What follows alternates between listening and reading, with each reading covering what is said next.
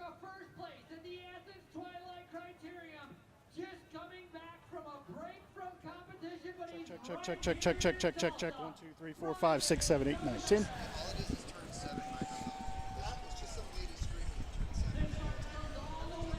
All those mics are off. The only mic on is these two right here. He is your leader. Check. 1, 2, 3. Your collegiate road race national champion, Dusan Galaba. Turned off. Because all it is screaming ladies in my ear. Well, I mean, Even when I turn it up, he's like 500 million miles away. So I can hear him more clearly when I take that. New team for 2023, and that is the Miami Blazers, Brandon Feary. This rider comes from South Africa, riding for the Denver Disruptors. He is your South African National Criterium champ, Reinhard Jans van Rensburg.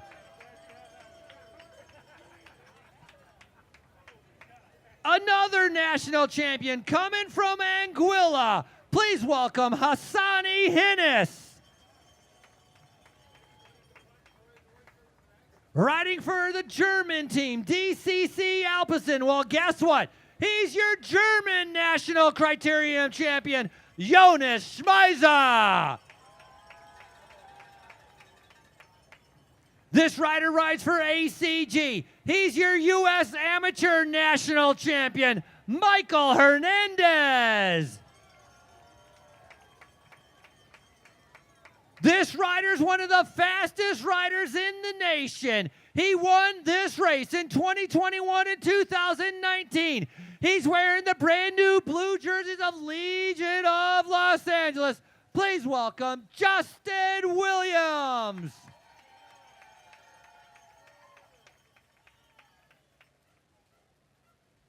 He's a previous professional Criterium national champion. He won this race last year, your 2022 reigning champion. He also rides for Legion of LA, Ty Magner. Rest of the riders come on up to the line as we have 131 riders, an incredible field, a full field, as we are moments away from kicking off the McNally's Blue Dome Criterium. All right, let's see what I got here. Where's what's his name? Where's my leader? Where's Steve? The head ref. Where is he? Oh, he changed hats. Oh, he changed hats. You got with 30 seconds? 30 seconds? Not sure, but we want to definitely mention our beast, our nation's #1 beast. Corey Williams is also here with the gold helmet on. I see you, my guy. All right, we're back here. I am Gabe Lloyd, joined by Daniel Holloway here. This is Friday night at St. Francis Tough.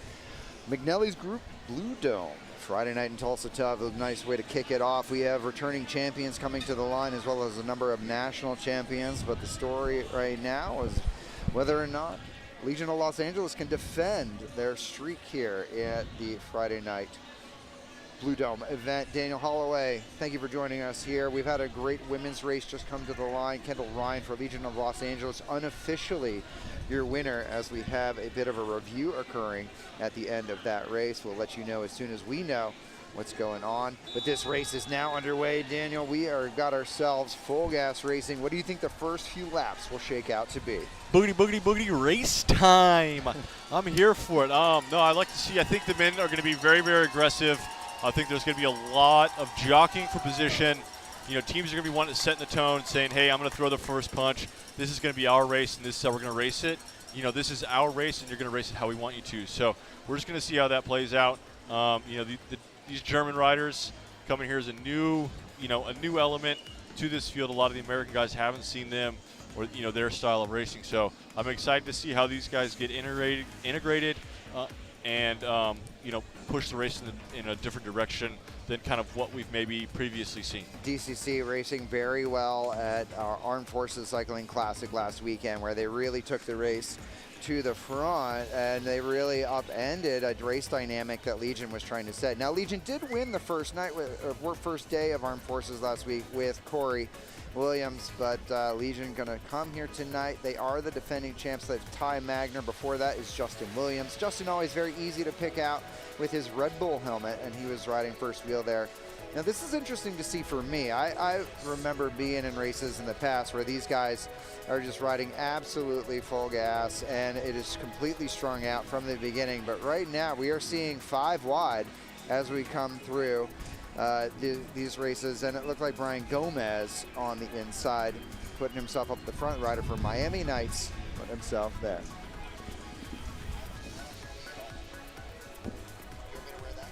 No.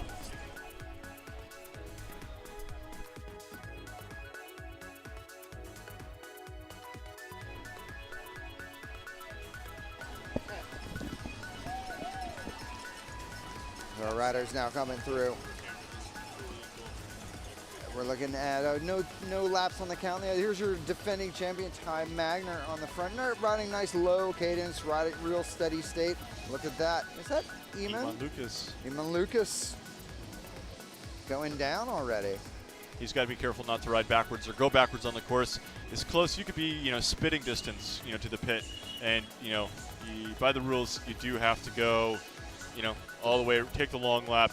You don't get penalized for it. The officials see it that, you may be in an awkward spot, but you got to go with the race flow, not against the course. If that takes a little bit longer, the officials understand that, but you got to do the right thing. Go with the course. Never go against the grain. All right, Eamon now in the pit, and he's a little verbal with some of his explanations right now of what happened. So it looks like a broken chain. He's got no chain on his bicycle. Okay, no chain on the bike. There's nothing Eamon can do about that, where as soon as you lose that pressure on the feet, you're going down. Yeah, or you stand to sprint and that chain goes away from you, you can just go straight over the handlebars or, save it, but you've unclipped and you're riding the top tube and, full surf. So he doesn't look for worse for wear physically. It's just the fact that the chain is gone from his bike. That means it's inoperable. He's going to be a little frustrated, but we'll see Alec Cohen on the front right now. Alec, we spoke with him at the Ride with the Pros event last night on the Thursday night Ride with the Pros. Alec said that they came here to take the win, and he is now on the front, setting some tempo. He is certainly here to help guide their riders to the front. Sam Boardman right behind him. Ty Magner is there, but you see in those white rimmed glasses, Brian Gomez with the Miami Knights patrolling. I think Brian Gomez is a rider that could really upset the dynamic of this race. I think Gomez has a lot of potential. He's a very aggressive Colombian rider who has always brought the race action to the front of the field. Yeah, Brian's been, racing these crits for a while. I think he was part of Gateway way back when. His time on Hincap, he's kind of floated around, but the last few years he's really kind of found his stride and really coming to the forefront, of these races. But there's Gomez, there's Alfredo, there's a German rider. We have the South African on the Disruptors, Noah Granigan, Danny Estevez, Michael Hernandez. There's a lot of guys thereabouts that I think, really kind of have the potential to really push, the Legion chain, all the way to the finish line here. Yeah, I mean, I guess I sometimes I wonder what the thought process is for a team like Legion to set up tempo right now on the first few laps. 5 minutes into racing. And we got DCC attacking. How did we miss that? German national champion attack in the race. Legion setting up the front here again this is our race, this is our tone. If you don't like it, change it, right? This is them dictating how they want to race, how they want the race. They're pushing it in their favor. And if the other teams don't like that, they've got to do something about it. They've got to get out there, do what this German rider is doing, and and push Legion. Yep, Jonas Schurmeister here for DCC, now German national Criterium champion. Nice to have the DCC boys joining us. Andreas Meyer is going to be number 51 from that program, who won at Armed Forces. Oh, a big crash here. You see apparently. that there's Spencer Motitzvana in here, And this Muller is in V the Twin, Danny Estevez. In the pit. In the pit, we have, who else? Iman has got his bike together. He's got a chain on to race soon. We've got an elbow guy getting his bike worked on. So this just happened. We didn't see it on camera. Maybe we get a replay of this. Kind of what pulled a rider like Spencer, into the pit at this. Oh, he's got a broken right shifter. Okay. Yeah, I see that. Full broken. Fully he's sheared looking off. for a new bike. Yeah, that's fully sheared. So Spencer's shifter is sheared off. So we have about 8 riders in the pit right now. Spencer Morvendoza's bike is all banged up. So this is Iman Lucas just coming to a stop with the frustration there, banging his bottles out of his bike there. So maybe put a little skate tape on his bottle cages there.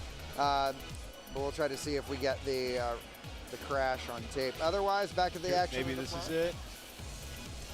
Yeah, no crash. We have our German national champion bringing it to the front, and I think that is actually going to be our Hassani Hennis, our Anguillan national champion, joining him at the front. Hassani Hennis, I actually saw him at the baggage claim at the airport the other day, and he was talking about how he's very motivated to try to prove himself here at Tulsa Tough. He's had a string of different series of unfortunate events, as he said, throughout the past couple of weeks, and so he is trying to show that he is capable and ready. Joining forces with the DCC guys here tonight unofficially could be a good tactical move there for your Anguillan national champion. Yeah, you want to align yourself, a rider like that needs to align himself with the other aggressive racers, aggressive teams. Because, if you get off the front 10, 12 seconds, you're going to look over and be like, I got a companion. I got a guy that's going to take turn for turn, doesn't want to go back to the field, and, really push the pace to be off the front and not get caught up in, some drama or anything that, like we just saw in the pits of, all that happening. So, yeah. Tyler Williams on the front right now for Legion of Los Angeles, number 81.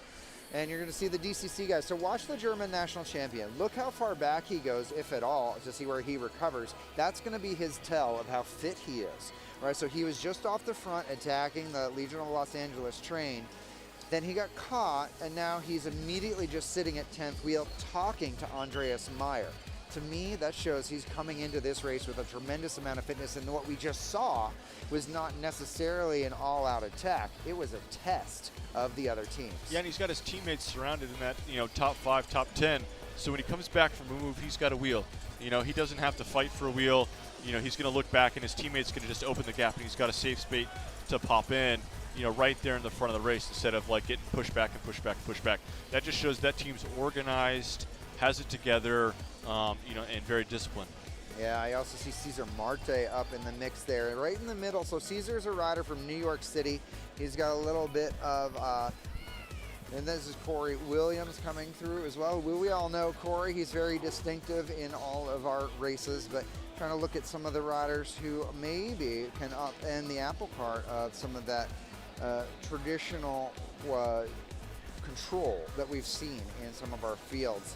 We're also seeing Ryan Jastrab with the Butcher Box program with the red shoulders coming up into the mix and the sort of floating, that what I always call the sweet spot. This is where you floated, Daniel, right? So you got sort of the pointy end of the guys doing the work, but then right behind where it starts to get 2, 3, 4 wide, there's a little bit of a sweet aerodynamic benefit where you can sort of float. When you start to get further behind that, you're running the risk of starting to get caught up into traffic where you no longer control your pack position.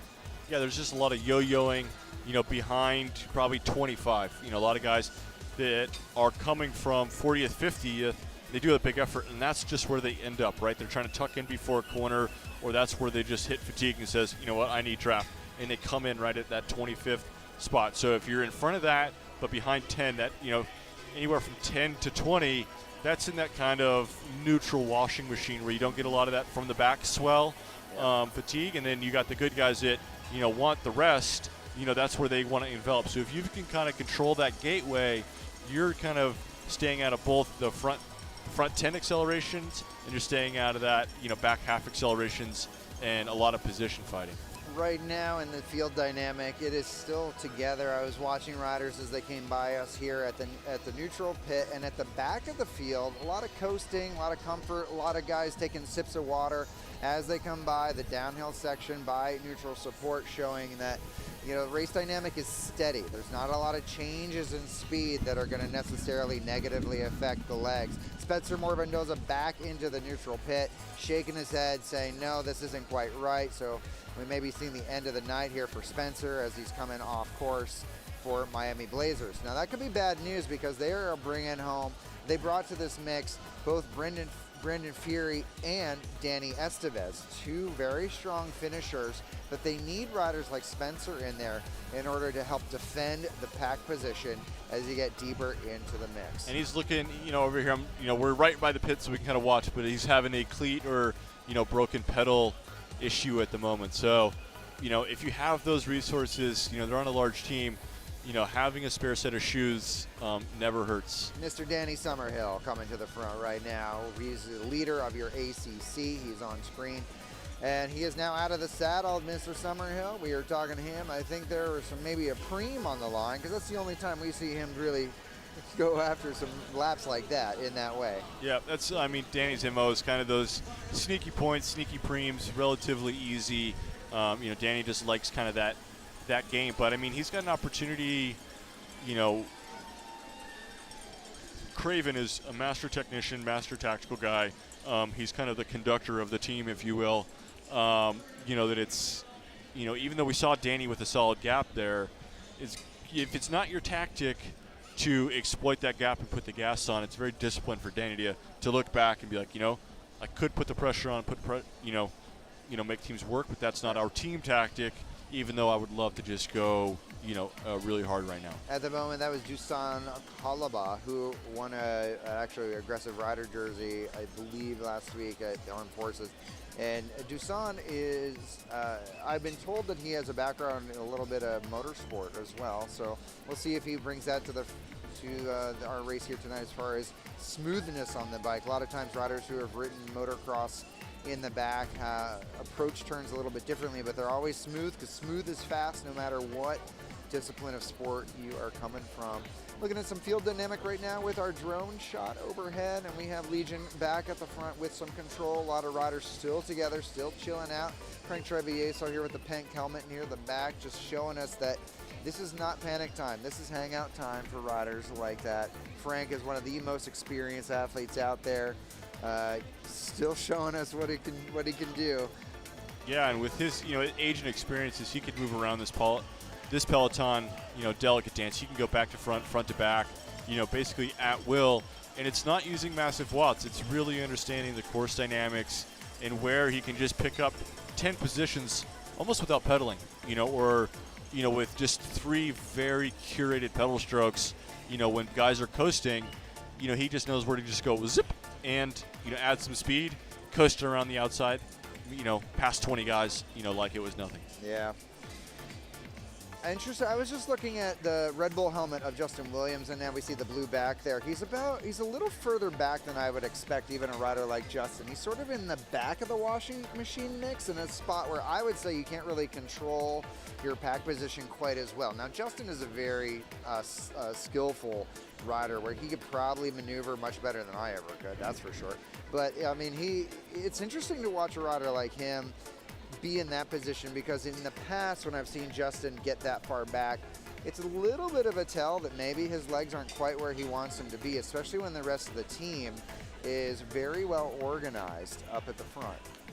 Justin has that pack presence about him that kind of regardless of where he is, he's not going to feel the full washing machine aspect. He's not going to get guys trying to get the wheel in front of him. Guys are going to be like, I want to be on Justin's wheel and not try to take a wheel from Justin. It's too much energy, and they just look up to him and be like, he's far back. He's got to be moving up soon. I want to be a part of that. What they don't understand is he can do it so craftily that it takes no energy, and they could blink, and all of a sudden Justin's 10 wheels up, and they go, well, what just happened? I don't know. Right. But also we saw Justin lead the first 2 laps. Yep. Big efforts, set the tone of the race, and a course like this, it's just the gradual uphill from the last corner to the first is you just lose 3, 4, 5 positions and save your legs over the course of 5-7 laps, it just saves your energy, and he can do it so well that it's 5-10 riders at a time, and it puts himself in the position he's currently in.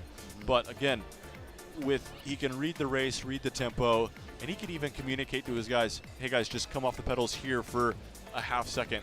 And that's that ripple effect, that pace slowdown can make it to him, so it slows down and he keeps the momentum, and all of a sudden, boom, he's right there. Oh, that's so this magic finesse, right there. it's a lot of just experience, finesse, reading the course, and communication with your team. But now we see Denver Disruptors on the right side of our screen starting to get together, move up the field, whether that's them wanting to just be second team in line or set something up, start some attacks rolling, and the pressure. Yeah, Sergio Jaineo is coming to our race here tonight. He's a very experienced rider, top level experience. Noah Granigan looks to be fourth wheel for them right now. They've now overtaken the Legion train, and so Denver Disruptors now bringing the fight to the front of our field at the moment, as we will see what the response will be from the rest of the field.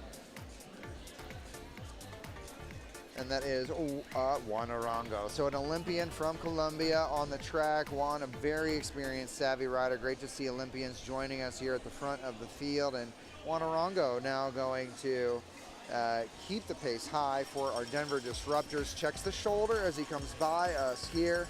But Denver now setting the tempo. Another rider that we haven't seen maybe the last couple of years is Ulysses Castelo. He was also, a guy that I faced a lot in my career as a field sprinter, really fast, crafty Mexican rider. So, they've got a really interesting team with Van Rensburg, Castillo, Granigan, Jaeno, and Juan Arango from Colombia on the track. It's a very diverse, unique tactical team that, it's cards that a lot of guys haven't necessarily seen before. And I think they're just still figuring it out together as a unit. Juan Arango came here last year, raced a bit with the Colombian team. They did really well at Gateway Cup, surprised a lot of people. Okay. So I think, Juan, a very savvy rider, figures it out, very quick. But it's how does his style match up with Noah, match up with, Castillo? They all come from kind of different backgrounds, different styles. So, those directors,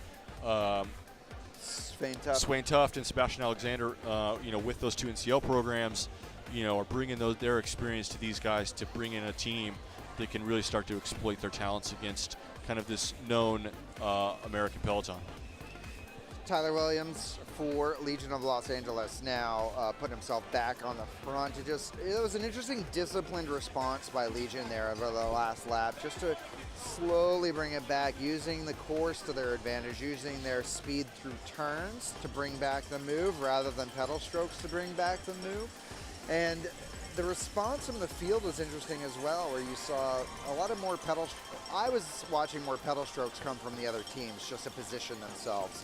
I don't know if you saw the same thing, but when I'm watching this race right now, to me, there's a lot of smooth as fast occurring up at the front, real discipline, a lot of talking on the radio from Legion, whereas the other teams are stomping pedals just to try to move themselves around in the field and burning a lot of energy maybe when they don't have to. Now, if we look further back, maybe in the mid-half, you got a lot of pink helmets for Miami Blazers.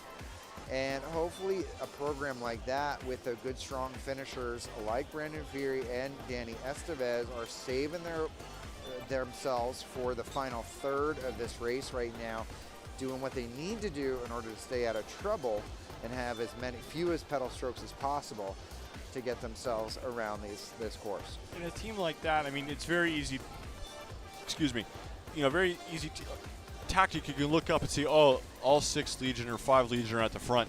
Nothing's going anywhere. At the end of the day, look, we're going to, no matter what happens, we're going to sit back and, if 8 guys go up the road, we're going to, kind of put it in Legion's hands to do the grunt work and really kind of sit back, save energy, not be present, kind of out of sight, out of mind. When I raced, it was the whole peloton was on my mind. I was thinking of every guy I could think of. And as the race progressed, that list shrunk lap after lap. And it was really, who was present, who was I always seeing. Those riders became forefront of mind. And there was always, I knew to think of Justin regardless if I saw him or not, right? There's always those 1 or 2 riders that I didn't have to see to be thinking of. But it's kind of out of sight, out of mind. So Blazers is not at the front of the race, there's teams that just kind of slowly forget about them, and then you can just kind of make a big move towards the end of the race, and everybody's kind of shocked. Oh crap, we forgot about that. Yep. It is interesting to see also, just sort of watching Jastrab float there with a red butcher box, and about like on our screen it's about pink glasses.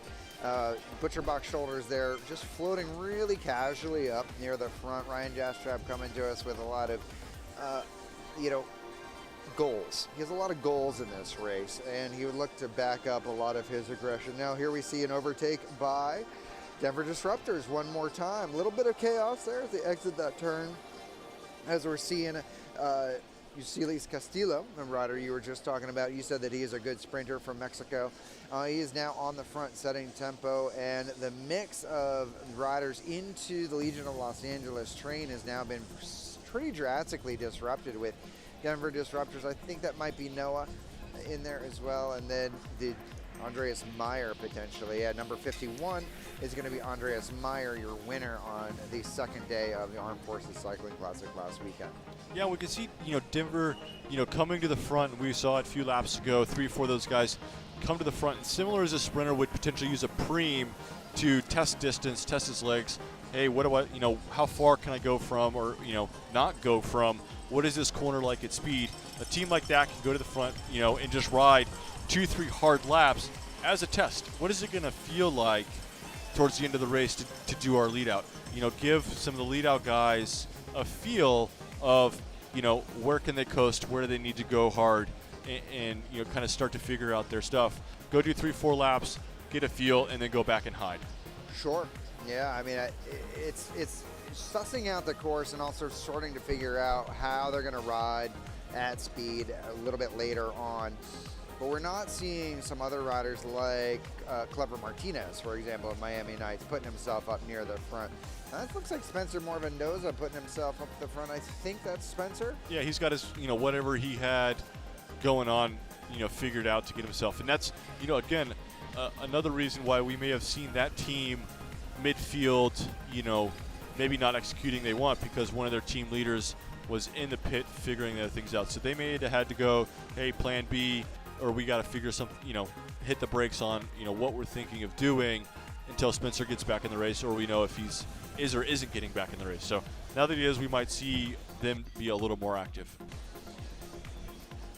Let's see where we're at with our field dynamic at the moment, as we have our nice drone shot overhead. We're about 2 to 3 wide, which shows that the speed is lifting a little bit at the moment as different teams are jockeying for position up near the front of our race, and we do have our Blazers up at the front. And what I don't like about Spencer just riding the front like this, it's giving Alex Cowan, Tyler Williams, Sam Boardman a free ride. These are the guys who are supposed to be, setting the tone, setting the pace. So if you're not attacking them, you let them ride the front. All you're doing is, that's not Spencer, that's going to be Tanner Ward. Excuse me. But again, that team just setting the tempo, in my opinion, no apparent reason, right? We didn't get a chance to talk to these guys to kind of get a feel for their tactics or what they're thinking.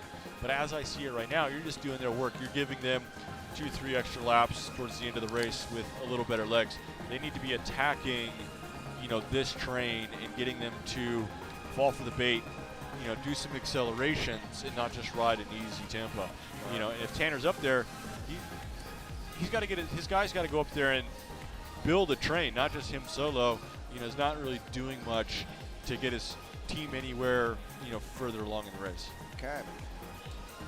So it looks like Alec on the front right now.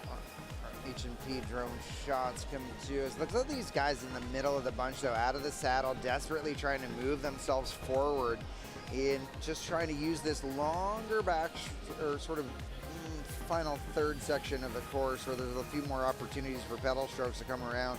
A little bit of weather action coming to us, so you see those clouds starting to roll forward into our course. Yeah, we saw the wind. We really felt the wind come in towards the end of the women's race. It's kind of died down.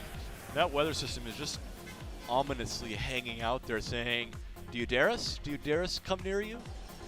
Yeah. So we'll see. Hopefully it hangs out. The clouds are beautiful, but we don't actually want them to be around us. So Let's see where we go. We're turning our course lights on. We're starting to see this field start to wind it up a little bit as we have our Germans coming to the front for DCC. I do believe that is Andreas Meyer, and he will be one to watch here. Now, when we spoke to the riders last night at Ride with the Pros, they were very pessimistic about a breakaway opportunity here. And Dan, you are also pessimistic about the chances of a breakaway to occur here. And it looks to me, as we're getting about 25 minutes in, 27 laps remaining in this contest, we've seen a few attempts, but nothing has even gotten close to being successful. Yeah, from what I've seen, nobody's actually tried, right? Like, we've never seen anybody put an earnest effort into making the race super hard, smash it up. And I think in my time, this race has existed, to my knowledge, my recollection, it's not perfect, but it's been 1 year where Toyota United smashed it from the line, caught everybody off guard. Everybody was out of position. They put 5 guys, and I was kind of the lucky winner to just take that ride. It was not easy, but it was those 5 and me that lapped the field. And it took about 80% of that race, I think. Oh, wow. And so it wasn't easy, and you had 5 guys fully committed. But that's the only time I've ever seen it, is 5 guys fully committed, all in, not caring what was happening behind them, to split that race up and make it happen on tonight's type. There's a lot of energy. Friday night's fresh. There's just that energy that makes it that extra layer of difficulty for a break like that to happen. And correct me if I'm wrong, but when you did that, it was a different direction and slightly shortened section here just past us? Yeah, correct. It was left-hand turns counterclockwise, and it didn't have that block that has been added this year. So okay. Very different dynamic. I think when you have those really short back-to-back-to-back turns compared to this long straight that you're seeing right now, when you're out of sight, you're out of mind as well for a peloton, and that could be very beneficial for a breakaway. In this instance, a break would have to have nearly a 20-second advantage or more to be out of sight on this course, and that's pretty big from what we've seen. It's pretty big, but there's plenty of guys that are capable if they just said, I'm going to knuckle down and do this, and I just need 3 or 4 friends to be on the same page and just hammer for 5-6 minutes. I think we could see a drastically different race. It's just getting those guys, whoever it may be, decide, hey, let's try this tactic. We've seen a lot of bike races just like this happening. One team comes to the front, sets the tone, and nobody really tries to upset that apple cart until 5-6 to go. And we've seen teams have success out of that, but there's a lot of teams that haven't, and they really need to try something other than just floating around 15th wheel waiting for something to happen. They got to go out there and make it happen. Yeah, sometimes you just got to bring the race to the front, but doing it in a way where you're also not just completely blowing yourself with the attempt of doing so. It's got to still be a calculated effort, a calculated risk, I should say, if you're going to even make the attempt. Otherwise, you might find yourself exiting the race at the back more than the front. Michael Hernandez wearing the amateur national championship kit, as it were, and Hernandez really bringing a little bit of speed. Now, Thomas Craven is their director sportif. Craven, a masterful tactician. Do you think this is a calculated move, or something coming from the sidelines and saying, Michael, hit it out, see what happens? Or pre-race, hey, halfway point, we really want to start putting pressure on Michael. You're the first guy to do it. Okay. And it's, when a guy like Craven says halfway, it's not exactly 30 minutes. So much could be happening. It's, hey, around that 30-minute mark, use your experience, use your feel, and when to take that moment to go. And so, we're going to see Michael commit for a lap, at least a lap, see what kind of gap he can blow out, and it's kind of showing everybody what's capable to follow up with.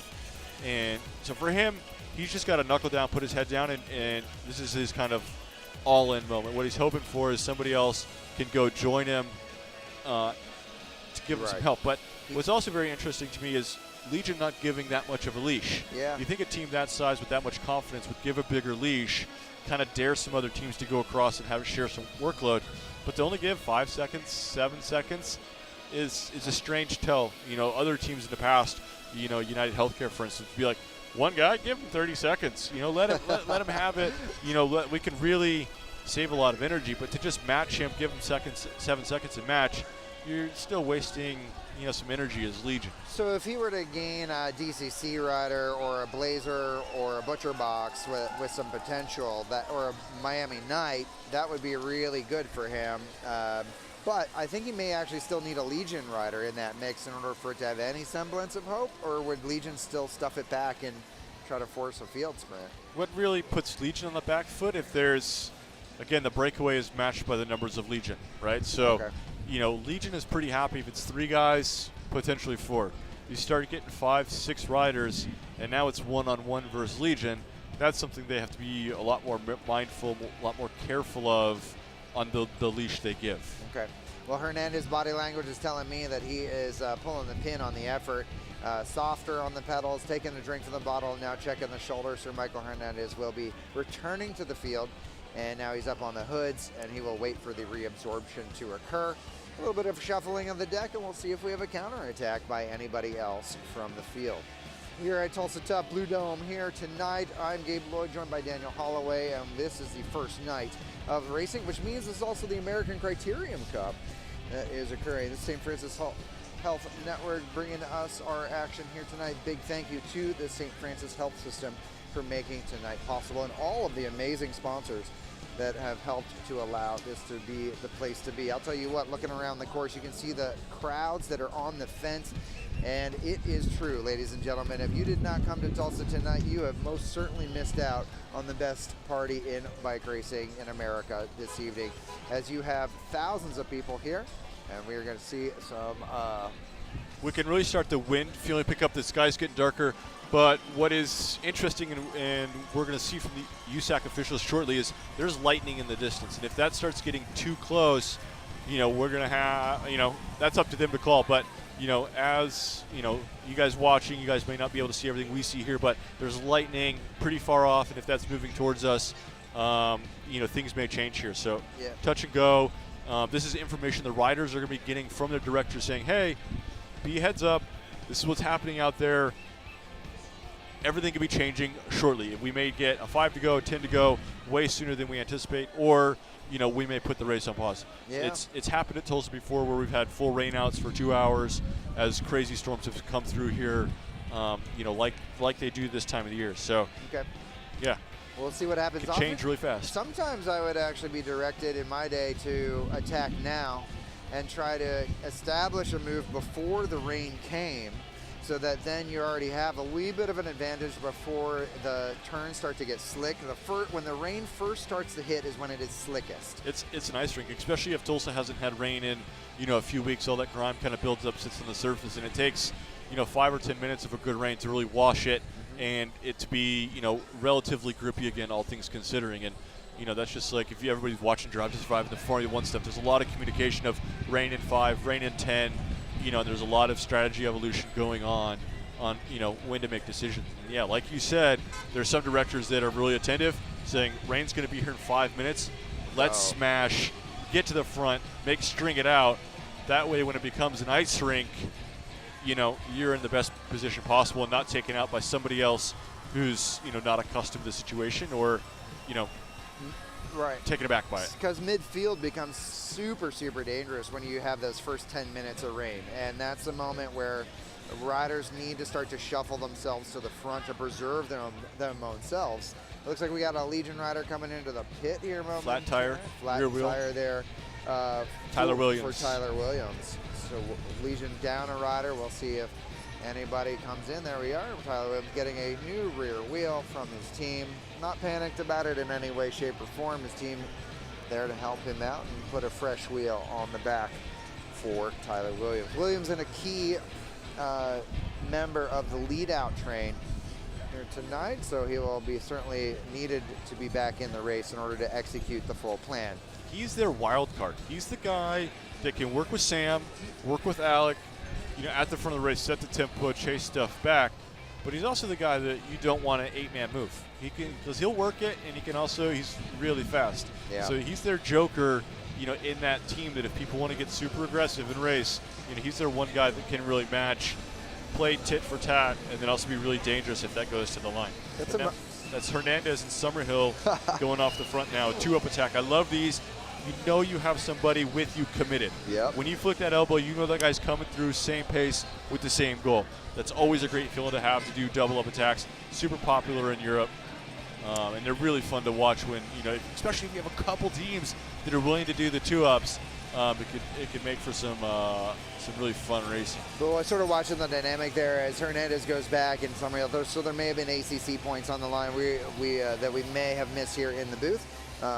So there may have been an ACC moment at play there where Summerhill looking to collect some points for his overall standing. But I agree with Daniel. 2-up attacks. When I was on target training way back in the day, that was our move to go to. That was 2-up attacks at races in New England was how we found a lot of success from that program, because we had exactly what you said, a partner in crime. Somebody was deeply committed to rotating and breaking that wind, and then we would have other riders sort of floating in the back, and we were super aggressive as a team, and we'd counter those moves left, right, center until we cracked something off the front. Not seeing that here tonight, but hopefully we will continue to see maybe even some local teams. It was nice to see some of the riders that are a little deeper on our start sheet finding themselves a little bit of daylight between themselves and the front of the field there momentarily. Apologies to those at home who know who they are and saying, why aren't you saying their name? We just couldn't quite get their number, but we did see that happen. We did notice them, and congratulations to them for finding themselves out the front of St. Francis Tulsa Tough. Yeah, good for them to get,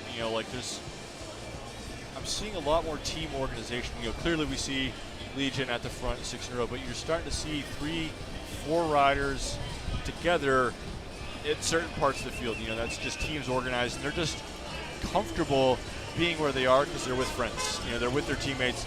You know what? Hey, we're 25th wheel, but we're together. That's fine for us. And when you have 5, 6, 7, 8 teams that are all connected like that, there's kind of this bubble that if you're one of those smaller teams or individual riders, to get through that layer and into the front can be pretty difficult if you're not fully sure how to navigate it. But we're seeing some elbows guys make their way up to the front. Stephen Roth in the path has been very aggressive. He posted his social media. This is like his 17th Tulsa Tough. Is that possible? He's been here at every single one? I believe he is probably one of, or if not the only rider that has been here every year, start to finish. Oh man, he never ages. This is amazing. Somebody get him a T-shirt. Well, we're fully supported. Now look at this, DCC coming up over to the top right now, and look at that. Ooh, elbows and DCC joining forces off the front. We'll see what elbows is brought to the game here. Our team out of Austin, Texas, always at the forefront of our races. We'll see if we can get themselves a little bit of daylight between field. And look at that, please rotate. And then Andreas Meyer says, I don't know who you are, I'll just do my own thing. And that's like a bit aggressive. You take one 18-second turn and all of a sudden you look around and you start waving your hand. Yeah. Maybe wait 5-6 laps before you start asking for that help. That was a fellow Gabe out there, Gabe Porterfield, saying, hey, I just pulled for 300 meters. Pull through, please. Yeah, because especially with a foreign guy that may not, know everything, you set that body language, that tone, he'd just be like, you know what, I'm out of here. Let's reset. I'll go back and do this with somebody who maybe not be so, posturing so much so early. Yeah, sometimes you got to play a little poker out there. Look at that. Andreas Meyer's just like, nah, man, I'm good. Ooh, the puppy dog. Illegal hand position via UCI. What aerodynamics is he going for right now? Well, it's windy, I suppose, right? Especially at Gabe's race where he's now by himself. Soft pedaling though through right now. He's not putting enough pressure on the pedals. And Andreas Meyer says, I'm out it here. I'm just going to go on back and we're going to reset one more time. 39 minutes into the race. I believe we are under 20 laps to go. Under 20 to go. Last we looked. And Dar's going to wrap that up and go back to the field and talk to his teammates. There was so much hype with this DCC team. I know they raced really well last weekend. I personally was expecting something maybe a little more aggressive on this opening day. Yeah, I was too. But who knows? They may have heard Crybaby's really tough. Tomorrow's tough. Take the first day to suss it out. They may have completely different goals than a lot of other teams. But as a fan and somebody watching, I just want to see. I love when these foreign teams come over here and just race super, super aggressive. I kind of you don't catch everybody off guard because that's what you anticipate, but their ability to do it front to back 60 minutes is always so great. So Well, that's the expectation for sure, but I would like to say that Legion has basically been riding the front for 40 minutes, right? Like, you know, we've had a few laps where they haven't, but otherwise, I mean, Legion has been leading this thing from the very beginning. What does that mean, Daniel? Like, how can a team lead from first lap to last lap and potentially still get the race win? yeah, on this particular course with how it's shaped, the corners, you know, we did add an extra block, but they still come pretty quick. When you have 6 guys lined out there, we can see, you know, they can occupy the middle third of this course relatively easy. So they only have to move over, you know, not that much to, you know, kind of, quote, block the road. It takes a very, you know, determined, organized team to come all the way over the top, you know, to kind of disrupt this. And, you know, it's complacency from the other teams, and it's, you know, these guys on this course to be able to defend. So we'll see what happens as we get ourselves deeper into this race. Corey is there, Justin is back at the tail end of this mix, and Alec Cohen now setting the tempo as we can see in our lower third, as we have Ty there and Sam Boardman also up near the front. Sam's really basically been riding third wheel this entire race. Looking for a little bit of aggression on the outside there as they come up over the top, looking for an inside line as they come around the construction. We'll get some eyeballs as they exit that corner, and that is going to be our Castillo. Interesting decision to put in an effort there, frankly. Like, why? Good question. You know, a seated thing just to kind of get to the front is, was he expecting to have teammates with him? They got knocked off, or was he, you know, sometimes if you're on the right side of the field and the rest of your team is to the left, sometimes it is easier to do the big effort, go around the front, you know, when you're one of the kind of the better guys in the field, to just go around the front of the race onto the left side instead of try to just like merge through the middle of that field. Yeah, just kind of easier way. So that's maybe what he was doing. Yeah, potentially. I like looking deeper into the race a little bit sometimes as well, looking at the seeing what the dynamic is further back. And to me, it looks like you still have pretty comfortable riders at the back as they come by us here at the pit right now, looking at the back third of the event. A few riders are no longer able to maintain the pace, but overall, guys are still taking sips of water. Their body posture is not hunkered down, right? They're not like desperately trying to hang on to the hub in front of them. Yeah, it's very much school of fish. Yeah. You know, towards the middle and back, it's just 5 to 8 guys wide, and they're all just kind of flowing together. We're not seeing gaps crack, and that's hard to do when you just set one tempo. Everybody can just kind of find their wheel. You stop fighting and spending energy. If the race was really on-off, like you saw in the women's race, you could just see that elastic get stretched in. Yeah. If you're the back 10 guys and the gap opens and you're already on your limit and you're looking around, you're all in the same boat, with holes in it. Who's going to rotate? Who's going to help close that? You're all kind of dead in the water. We saw that in the women's race. But here, the race hasn't been really stretched out or the pace gone on and off that much to test it. But now we see the Blazers coming to the front, and actually when we get these extended shots, the pace, they have lifted the pace. It's starting to stretch out, and we're just getting lap cards with 17 to go. 17 laps remaining on our course here tonight, and the Miami Blazers, or Blazers as they're called now, are now on the front of the field. Let's see who they brought to the game here as the McNally's Group Blue Dome event. Miami Blazers for the first time putting themselves up to the front of the race. Austin Aviator rider getting up there too in the mix-up, and if other teams can really see this, that we have Blazers, Austin Aviators, and other teams just join up in there, Legion can find themselves 20, 30 riders back.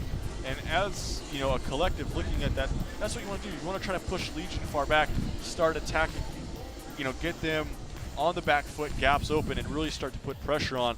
They've got to come from 30th wheel and start closing gaps rather than, they put a team like this in front of them and then the Blazers or Legion's just going to come right back around and be in a controlling position. So other teams really have to join Blazers.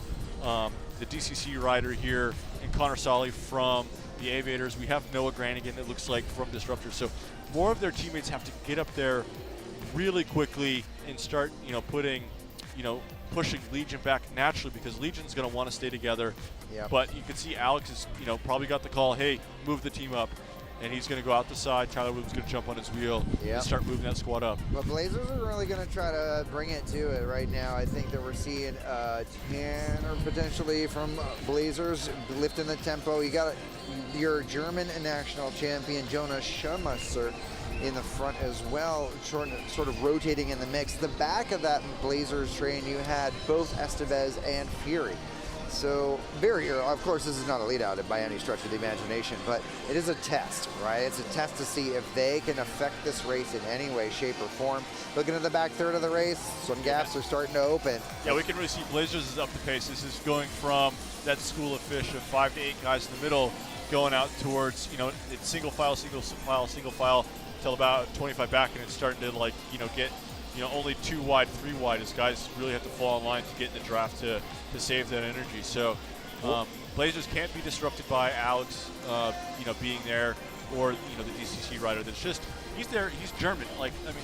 Not because he's German, but the German rider he saw it instantly happen. It's like boom, I can go right here, and he's saving energy. He's floating. He's not having to fight with anybody behind Legion. He's placed himself in a really good position to not fight. And I could easily watch him if he needs to, just take one turn and find himself back into a safe space. But as of now, those 3 guys in front of him are rotating happily. The Blazers, 3 Blazers behind him. He's not interrupting what they're doing. And if they feel like he's, in the way, they'll just go up and say, kind of give him the look. Well, he'll recognize a familiar jersey and likely kind of give him some space. I don't know, man. I mean, I hear what you're saying, but at the same time, I'm watching Alec just sort of chill here, second wheel. He's already forced Blazers to skip pulls and disrupt the rotation. And he's doing what you were talking about at the beginning of the broadcast here for our pro men, where, remember we were talking about Justin being really far back. He goes on the radio and says, just ease off the pedals a smidge and I'll be up at the front. Alec is doing that right now, in a way. His disruption, he's just checking the shoulder. Look at his body language. But Alex he's taking turn for turn. Whatever Blazers paces can do, he's going to match it. He's got that ability. But what he's doing is he's placing a blue jersey in a place where other blue jerseys can come to. Okay. And it's not that they're going to get on his wheel. He's going to open the gap in front for, Tyler Williams to get in front of. Okay. For Ty Magner to get in front of. And all of a sudden, before you know it, the blue guys will be back together. See, here's Corey. Yeah. Boom. Hey, blue jersey, back together. Because as I was saying earlier, it's very hard for 6 guys to really come over the top. So, Legion's coming over in 1s and 2s to a friendly, Cool. and then all of a sudden they're going to line back up, and we're going to see 6 blue jerseys in a row back in control. Yeah, I mean, Spencer and Tanner have been on the front for quite a long time. It's way too long, especially with this wind.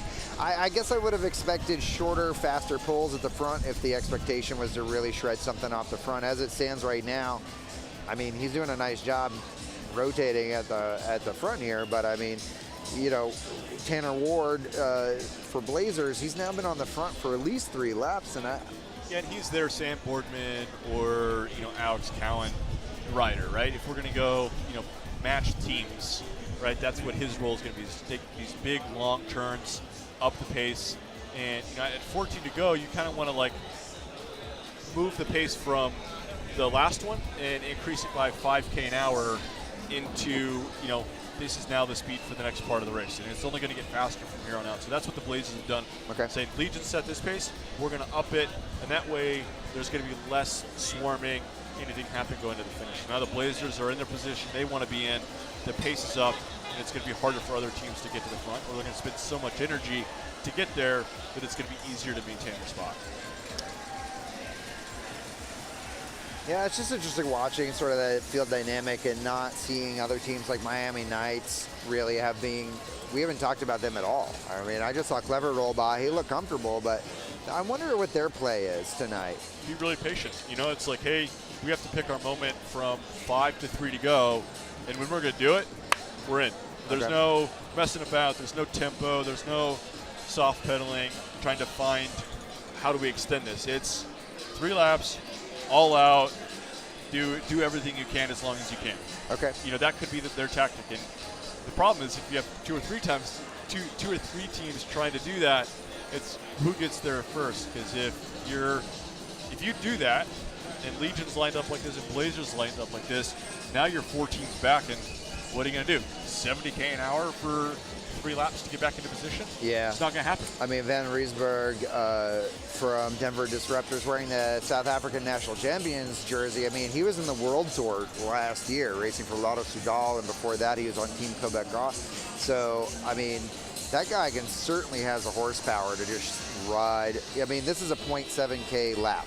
So for him, I mean, he's used to doing like 3K lead outs kind of. Or 1K at 1,000 watts. You know, Right. where his size might be a little bit more. Right. But he can do that, but can his teammates do it? You know, can the guy that needs to be following him also match that? Well, that's the finesse. Sergio Haneo certainly could do that. Noah Granigan has been really up and coming. He's won some jerseys at Tour of Turkey over the past few years. So I do think that team in particular has the ability to ride something real fast for a 3-lap effort, but they got to do it together. Yeah. Noah's my guy. He's really fast, but in 60 minutes, there's not enough general fatigue in the field for him to really shine. That's where you would expect to see more of Van Rensburg probably.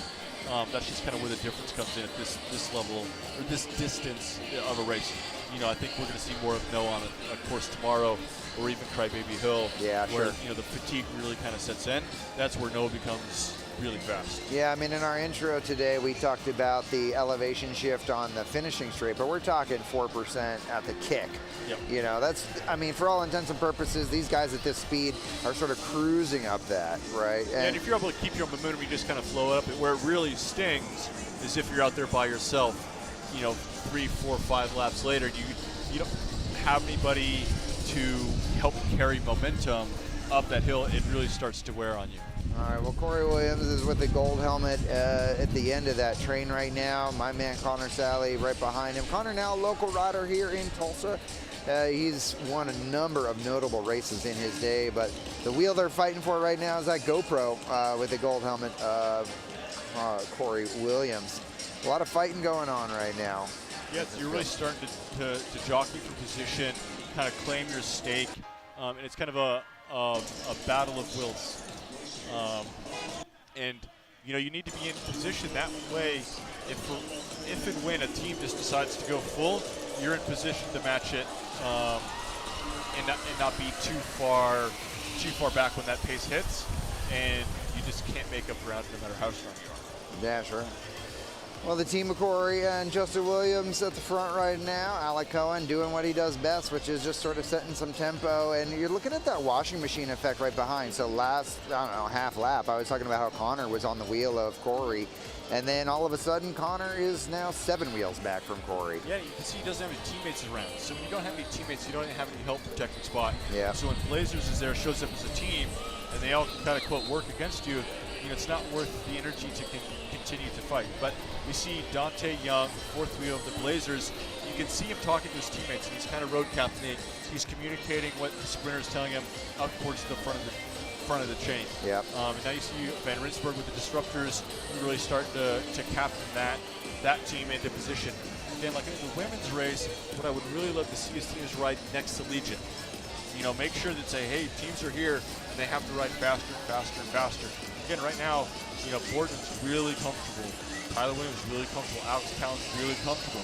But if you start riding next to them, they have to ride faster to maintain position. Yep. Corey's going to be saying, hey, guys, I don't like this. Get me out of here. Get me out of here. And they have to accelerate. If you match it, you really start wearing out the train. That's something we did at Alta Bello against the Blue Train, way back in the day.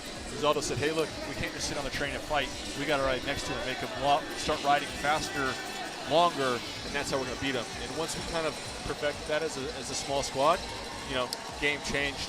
They never kind of faced that adversity, and that's what these teams now that we can see can clearly ride together, ride 5, 6 in a row.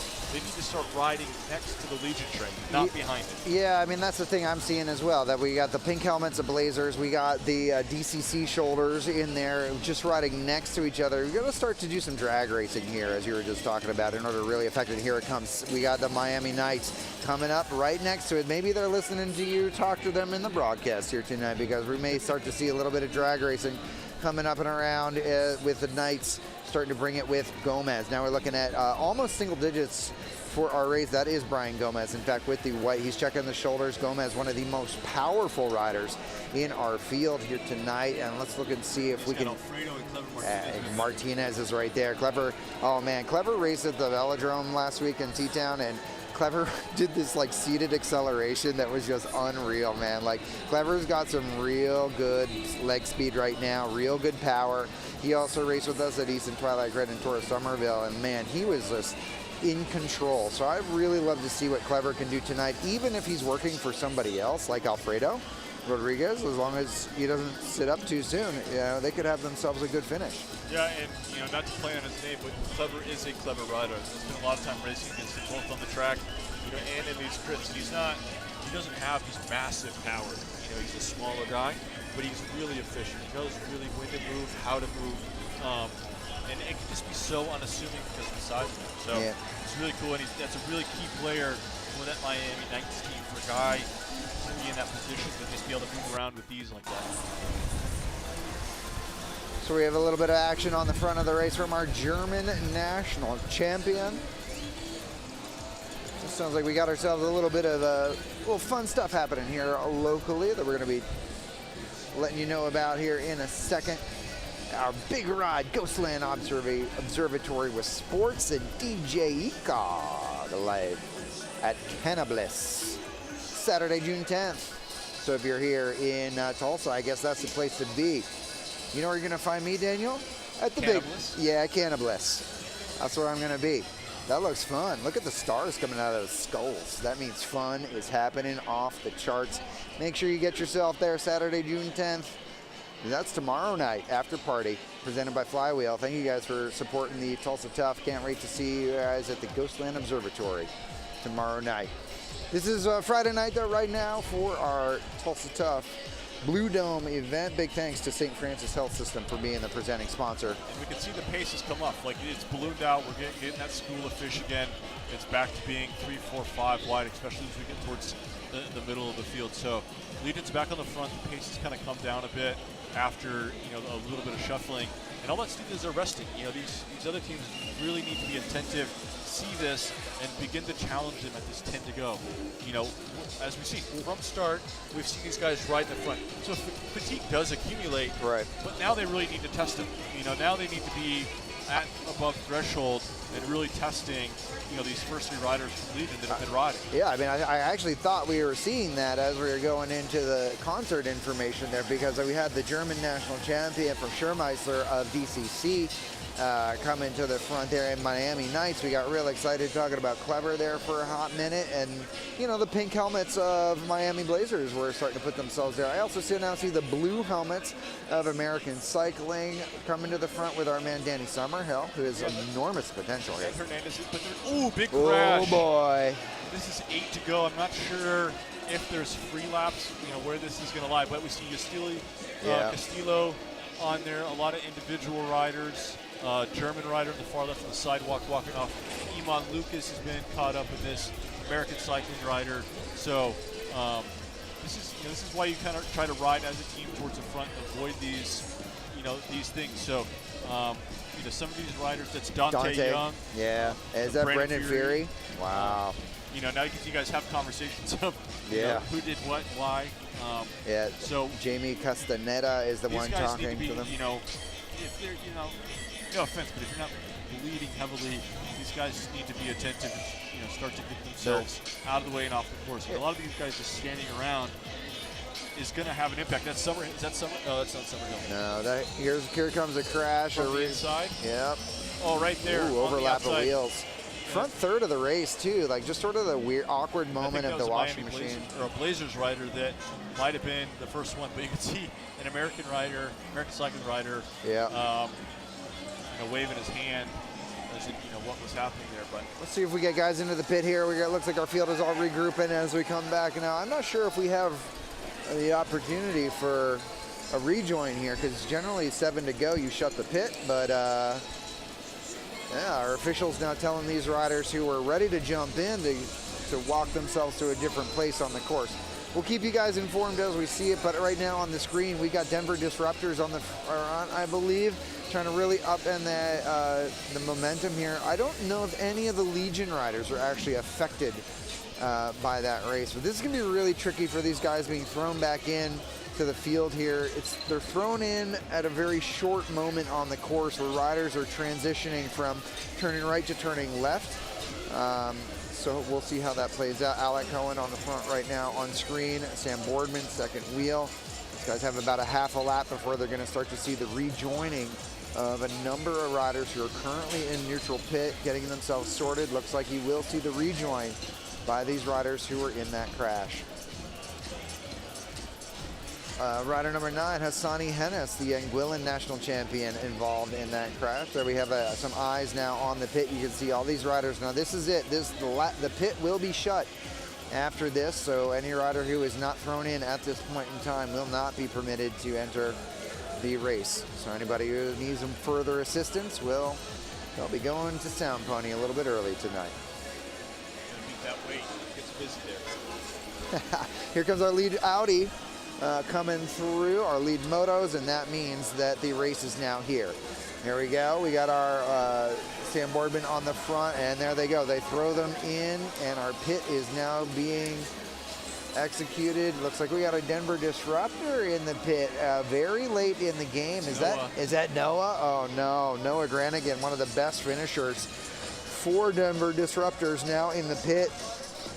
I don't know if he can get back in, but we'll see. It depends if they, the officials, moto officials, going to relay a lot of people that were involved in that, and if he's got a bike mechanical that was caused by that, Noah may have followed the rule and rode with the course to get back to the pit. Okay. Some of these other guys who's clearly in corner 3 rushed backwards to get here. So, if he did the right thing and went the right direction, he's likely not to be penalized for it. But we just have to see if this bike gets back in order and kind of what the officials will have to say about it. Yeah, I mean, Castillo's still in the in the pit as well, man. He's been there for a while. Hassani does not look like he will be returning to the pit. A number of other riders are going to be rejoining. So I stand corrected. I don't know. I guess rules are interpretive here. So the pit is shut, but we're still seeing some riders being thrown back in. Noah Granigan will be returning to the race here. That's good news for Denver Disruptors. And 7 laps is not a lot of time, but there's still time for a guy like Noah, crafty guys, to get integrated, take a deep breath, and just start picking their way through the field. Okay. Let's see what goes. These guys are going to be given the all clear here out of the pit. They're being say hold. And there it is. There's the release. These guys are on the pedals. They're going to try to jump in here, get into the slipstream as quickly as they can, because this train is moving. On the front, you've got Legion of Los Angeles and defending champion Ty Magner on the front right now, working in the rotation, which tells me that Justin Williams or Corey Williams are their protected riders. I think Corey for sure, just where he's been riding. Okay. Justin's been, thereabout. Again, he can just, things happen, and he's just potentially just a body, to help keep Corey out of danger. We see it in the World Tour a lot where, you see Chris Froome riding in the middle of this train, and they're putting bodies between, his back wheel and potential danger. So Justin's an amazing sweeper. Once he needs to put himself there, he will start sweeping wheels left and right off of Corey if that is, in fact, the plan. Again, Justin rides his own discipline, rides his own race. If he's having a little bit of an off night, he knows how to have the fastest slow race possible for himself. And then when he needs to be present, he will become present.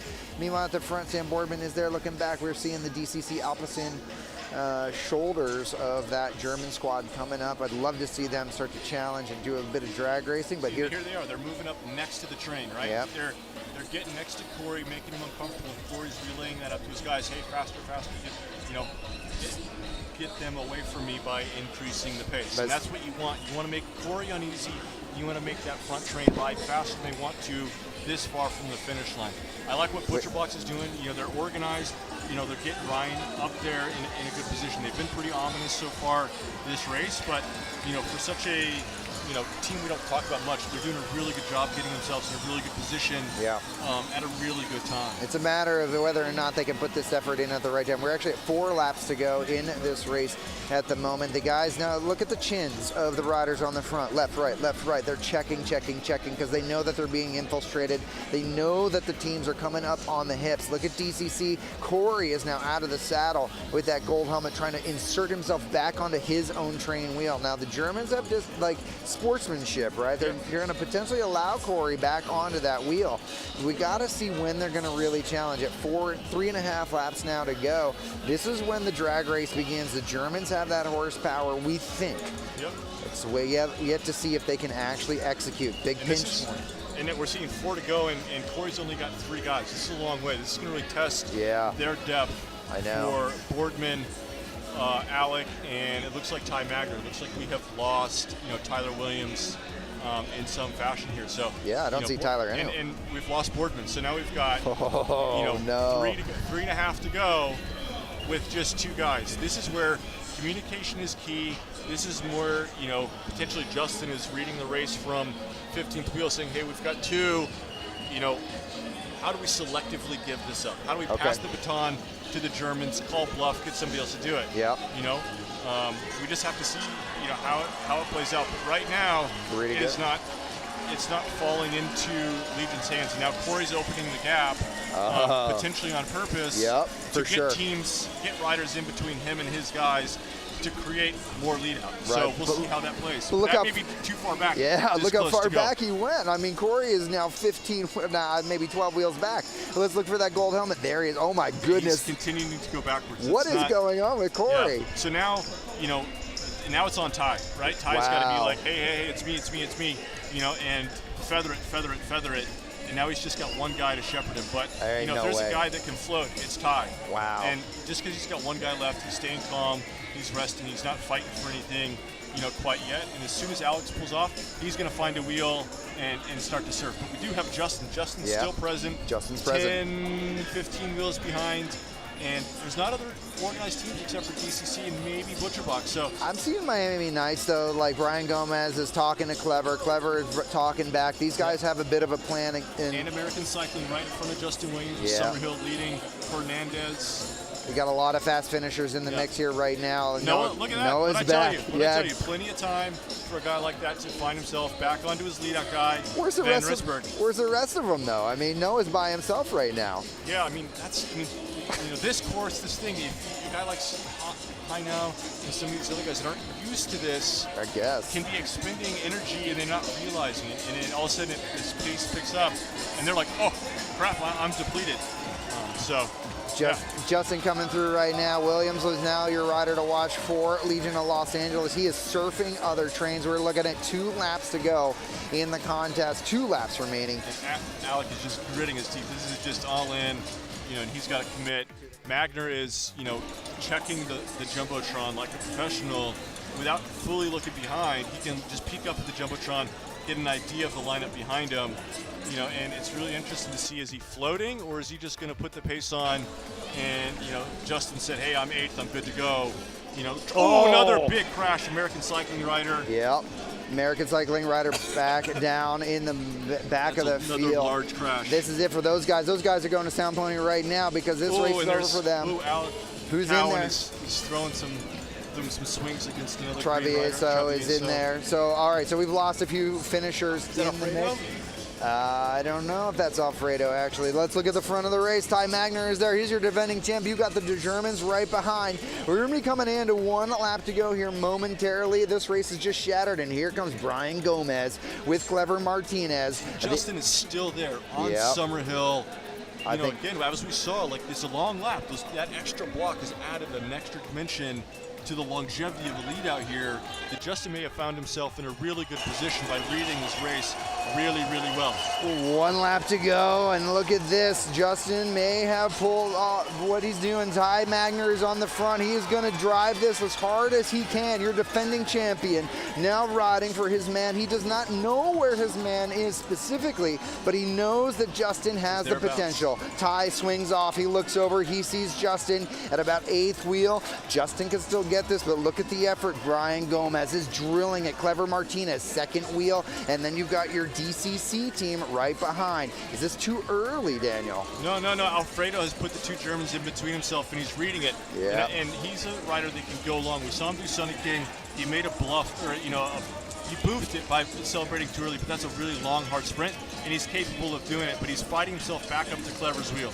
Wow, this race is split. Clever is there. Alfredo is right behind the German national champion there. These guys are fighting for every inch they can. Summerhill now coming out on the outside as seeing if he can get himself around. Danny is looking really strong. What do you think, Daniel? So that was corner 6. We're going into corner 7 with Yep. Clever. Rodrigo's in a really good spot. Summerhill, Justin's coming underneath. But Butcherbox, is that Jazz Strap? Uh-huh. Yeah, What a move.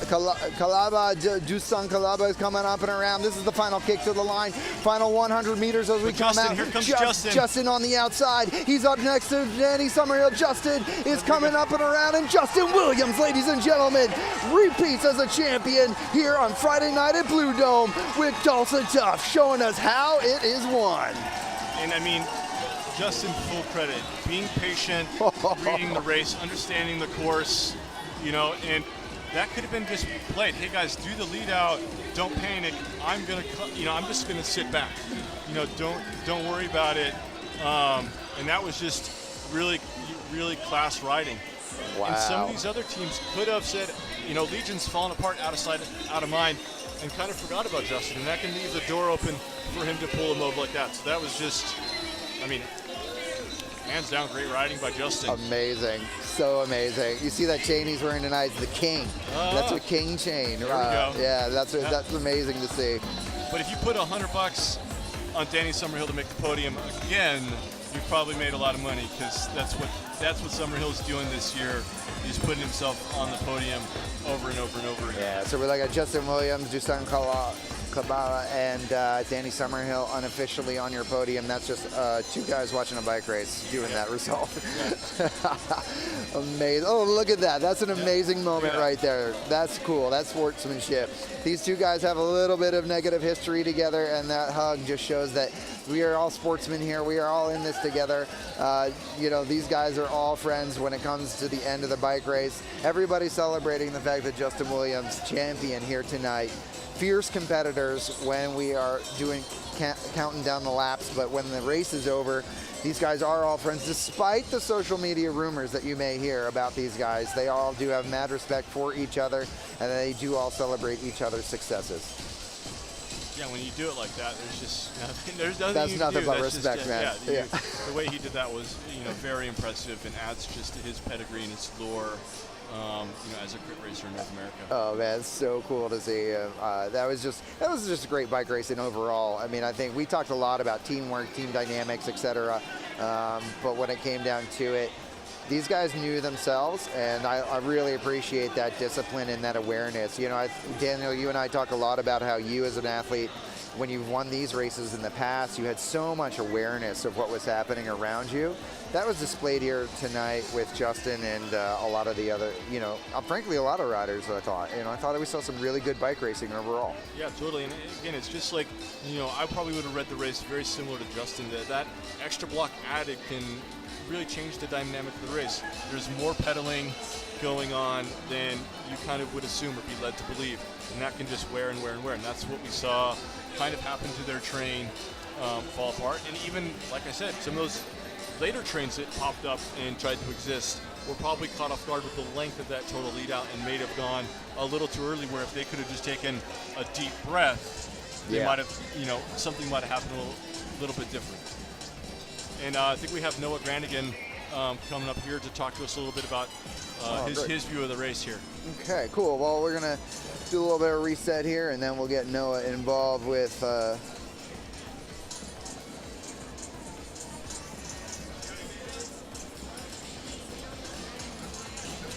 I'm going to jump off here. Noah's going to jump on with the audio. You want to talk to him?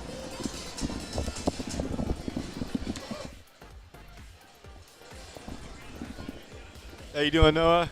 I'm all right. Yeah, healthy. You see we're a little skin missing, and that's 8-9 to go crash. Walk us through that. What exactly happened there? We only got like a small replay, but what was your perspective in the field that happened there? Yeah, Legion had pretty good handle on things, and that was kind of right when it got pretty chaotic. No one really had control, and it was kind of a lull in the pace. Everyone's kind of looking around, and a big, swarm of dudes, like 20 dudes just coming up the inside trying to fit. Yeah, that's trying to fit through the fencing there, and it's just too many bodies for how little space was there. And then all of a sudden, there's all of us are on the ground and scrambling, trying to get to the pit so we can get back in. Yeah. Gabe kind of pointed that out, that if there's a lull, that swarm can kind of happen. Disruptors, new team on the program. You got some Euros, you got some Colombians, you got some World Tour riders coming. What's it like sharing the same team, same jersey with those guys, and bringing them into this crit world in this racing dynamic?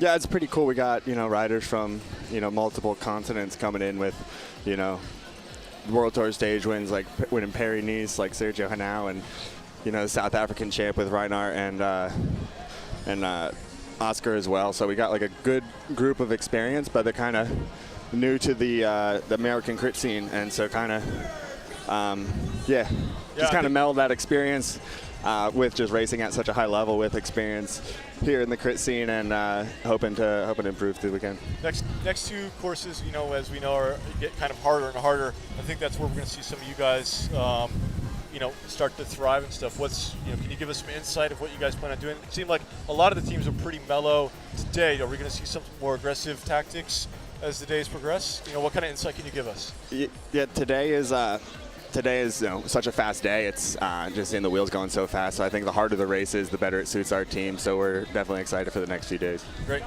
Heal up. Sorry to see you went down, but take care of yourself, and we'll see you tomorrow. Appreciate it. Thanks. Yep. And so we got Justin here talking with the fans, saying what's up to the kids, that came out and supported him. It's just amazing that, this sport allows these fans to get on course in the action, right away and take photos with, the riders winning the race and Justin. And a little earlier on the stream, on the course, we saw Justin hugging his dad, who has been just, paved the way for Justin and his brothers to start this sport, and has been, with him the whole time. So I've experienced to have your parents around when you're at these races having success. So that was super cool to see him be able to hug his dad. Got over Sean Bahati. One of the most exciting races you're going to find in American sports right here happens to be a black kid from Los Angeles. Named his team after the street that he grew up on, and I know all about it, Legion of LA. Justin Williams, take me through the middle of the race first, and then we're going to talk about the end of the race. Yeah, no, it was a pretty aggressive race. There's some pretty amazing teams out here. So you have the German team that has the German national champion, super strong, very good at riding together. You have both of the NCL teams, very strong.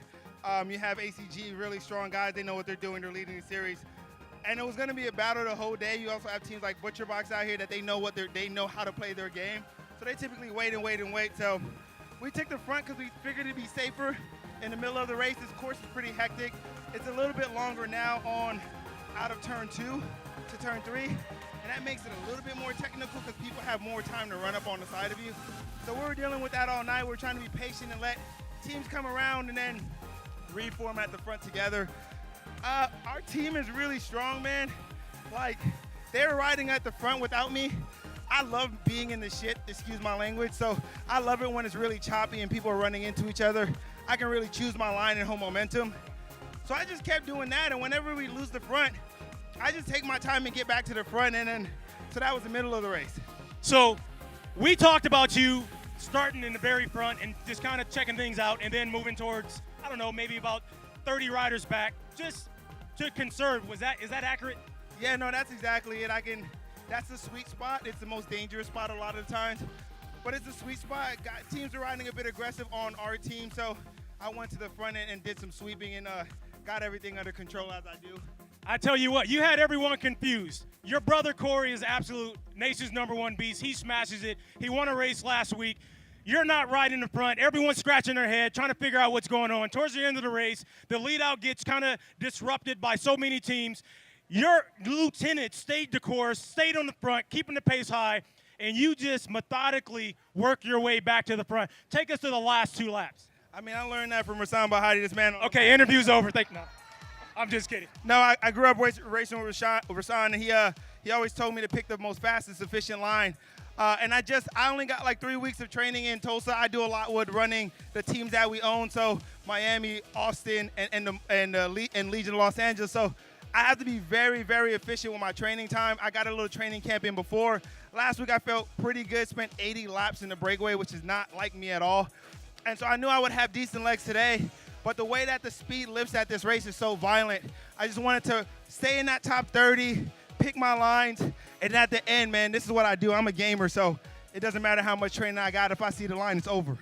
We call that 5-lap fever, and you've had it for a long time. Justin Williams, Legion of Los Angeles, day 1, Tulsa Tough winner. Congratulations. Amazing interview there by Rasan Bahati, mentor to Justin Williams, who took the race here tonight. Now I am here with Chris Dolly, the strongest man in the People's champ, baby. The People's Champion here tonight. Chris, you had a little bit of bad luck here at the end of the night. You're standing here with your Allied bike that is snapped. It's snapped. Yeah, it's snapped. We got a few other things wrong with it. No fault of its own. It's what happens? 2 laps to go, bunch of people piled up in this last corner, or I don't know what corner that was. I'm still a little shaken up. Gotcha. But yeah, you just run into somebody at 30-something miles an hour and you go down. Fortunately, all my skin's here, so that's good. Yeah, great. We'll solid. take that. We'll take that. I'm sorry for the bike. We'll hopefully get you a fresh one here so you can round out the weekend. Hopefully, baby. We'll see what happens. So walk us through what your experience was in the race field tonight. Like, what was your perspective of the dynamic? Yeah, I mean, honestly, in comparison to the, I think, 6 or so Tulsa Toughs I've done, this definitely felt a lot faster and a lot more aggressive than in recent years. Okay. Especially towards the end, it started getting a little crashy, a little chaotic, but maybe just to the spot I was. I was a little like behind everything, trying to shake out my legs, and yeah, but it was still a lot of fun. A lot of new teams here too. I mean, the German team seemed like a powerhouse team. Talk to us a little bit about where you were actually riding, because Daniel and I during the broadcast were talking about the difference between riding like front third versus middle third versus back third. Oh yeah, definitely back third. I was like observing, seeing what's going on. And I was like, well, there's usually like 7 crashes, and I'm like, I'll just make up some spots here. And unfortunately, I was involved in one of those. So right. It happens. Okay, sorry to hear. So form and fitness was all right. Form and fitness was all right for tonight? Yeah, no, I felt great. You know, lungs, legs, everything was there. It was just unfortunately some bad luck, but that's crit racing. You know, you could be super solid and then all of a sudden, boom. Boom. All right, Chris. Well, thank you for coming up. Thank you for telling us how your day was. Sorry to see this, but hopefully we'll see you another time. I will be back, America. We're going to go over to podiums right now for our pro women and our pro men.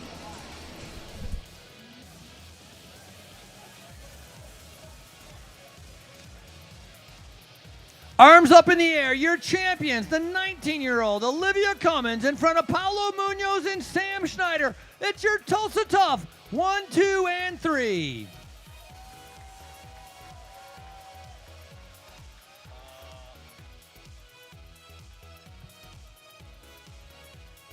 With our top 3, they can remain on the podium because they are going to be our top 3 for our Omnium as well. Race number 1 is done. Picking up the most points, Olivia Cummins with 31 points. In second place with 27 points, that will be Paulo Munoz. And Sam Schneider picking up third with 24 points. Your Omnium for day number 1 of St. Francis Tulsa Tough.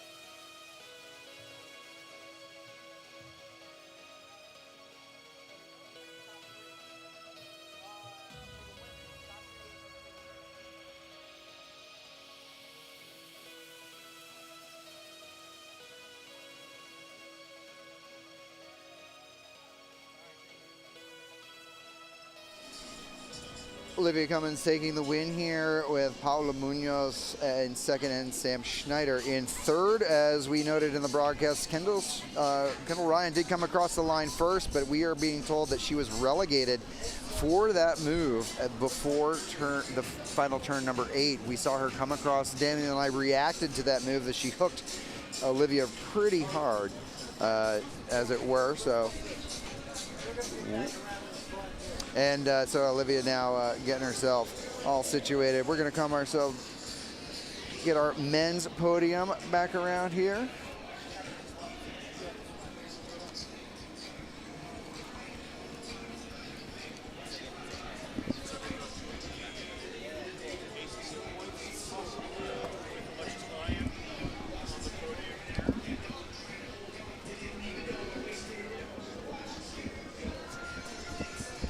And your rider, she had the lead coming in with 155 points. She picks up more points and keeps her lead. Your overall leader, Andrea Sear. All right. And this is our ACC podium. Dr. Andrea Sear is your leader, with Paula Munoz now in second and Alexis Ryan now in third. This is our ACC podium overall. Great to see you, Dr. Andrea Sear, holding on. But as we can see with Kendall's relegation from tonight's result, Legion has now lost that 2-3-4 position in the ACC over to shuffles.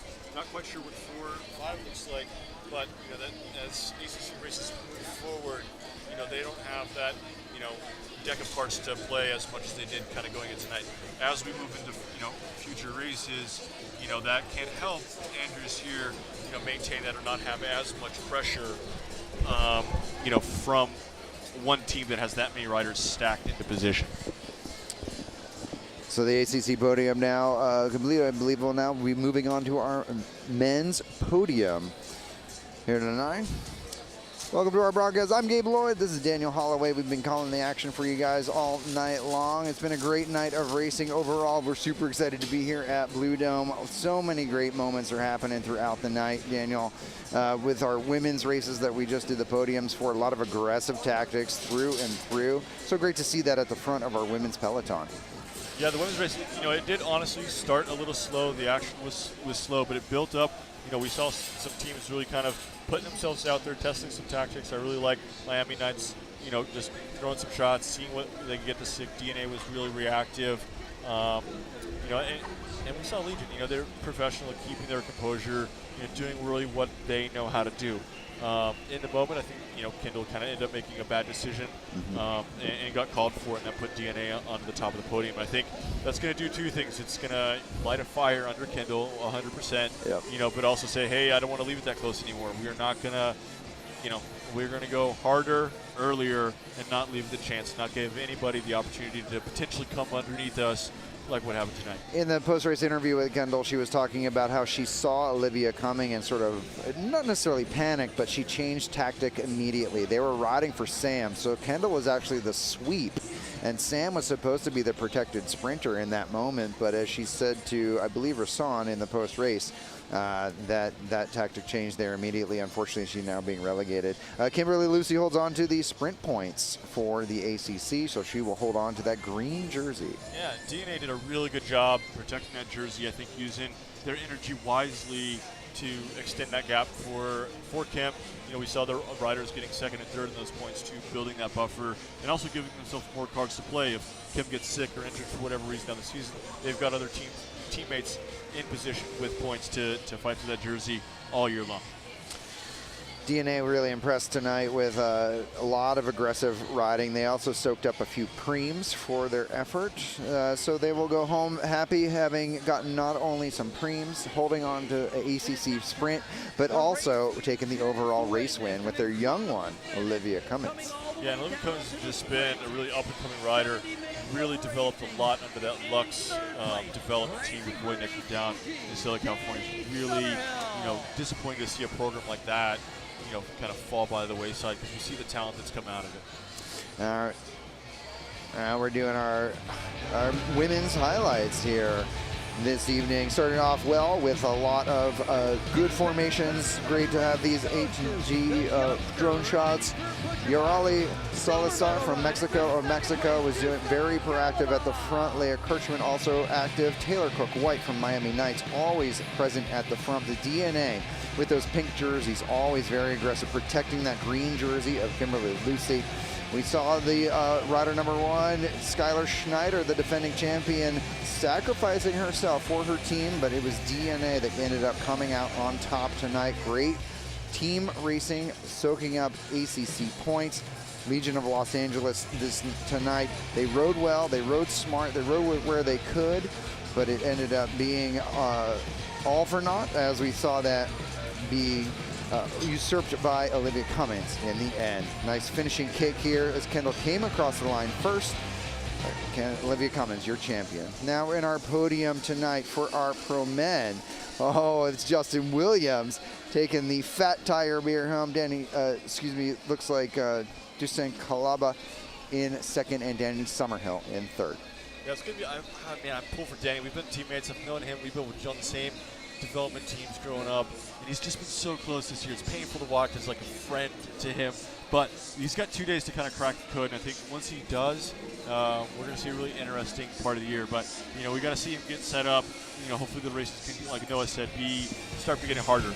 Men's highlights for tonight, a great set of racing. Legion of Los Angeles riding at the front the entire time. A number of teams tried to challenge, including the pink helmets of Miami Blazers, where they came to the front for a number of laps, but Legion never backing down. Michael Hernandez, the elite amateur national champion, also trying to challenge. Number of teams like Denver Disruptors also trying to challenge, but Legion never gave up the chase. They were always organized, always disciplined, and kept themselves there. This crash, with just a few laps to go, caught up a number of notable riders, including Chris Foley, who we talked to just earlier. But Legion reorganized, but it was the prowess of Justin Williams that kept him up into the mix. We thought that his game was over, but Justin showed us that he is the king of crits, he is the champion, and he surfed his way first across the finish line to take night 1 of Tulsa Tough.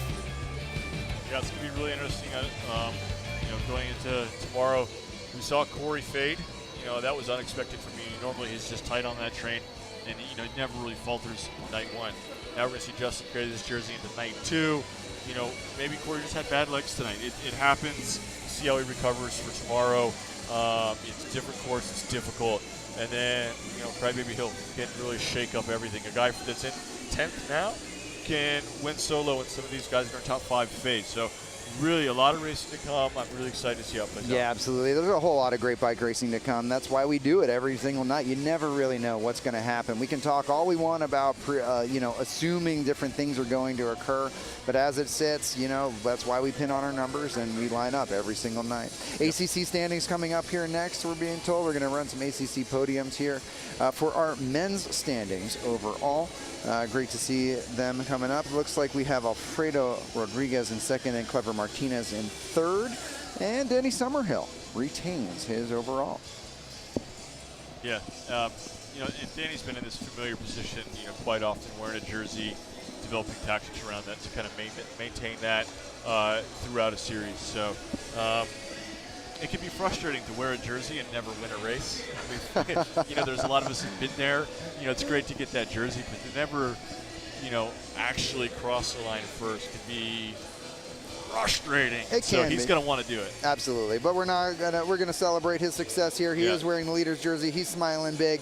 He was on the podium here tonight, and he's up there with some great guys, Alfredo Rodriguez and Clever Martinez. So they're going to have a great time here at the after party this evening, I'm sure. And then we're going to also represent our ACC Sprint podiums here. We're going to wrap up the evening with our ACC Sprints and our podiums, but this has been the Friday night Blue Dome racing with the St. Francis Tulsa Tough. It's been a great night of racing overall. I've been Gabe Lloyd. I've been joined by Daniel Holloway. It's been a great evening overall. Thank you so much. Do tune in tomorrow night for the continuation of Tulsa Tough with the Arts Quest, and then we'll wrap up on Sunday with Crybaby Hill. Oh, and we got more podiums coming. How exciting. The party continues on. Are you ready for a Red Bull? I'm so ready for Maybe, a Red Bull. After we're off the clock, enjoy some Tito's. Fine beverage of choice here at Tulsa Tough is taking care of everybody, really giving everybody a good experience. So Yeah, Tito's. we got to get you in the Tulsa Tough spirit of post-race activities. That's right. This is my first Tulsa Tough, so I have to feel it through and through. Danny, not quite getting that zipper done, but it don't matter. He's representing both the leaders and the sprint jersey. My goodness. Dusan standing up there as well, so I guess he will be wearing the jersey as second place. We'll see how that goes. Typically, that's how that works, right? Leader jersey takes precedent, and if you have both, the sprinter jersey is quote secondary, Yep. and that gets passed on to second place. So those jerseys are represented in the field for those sponsors that partake and make those things happen. So it would be really good to see both jerseys in action as we move forward in that series. Absolutely. All right. So I believe that's the all of our podiums for the evening. We've done our race overall. We've done our overall. I'm Gabe Lloyd. This is Daniel Holloway. Thank you for tuning in. Share it with your friends, and we'll see you tomorrow night for night number 2 of Tulsa Tough.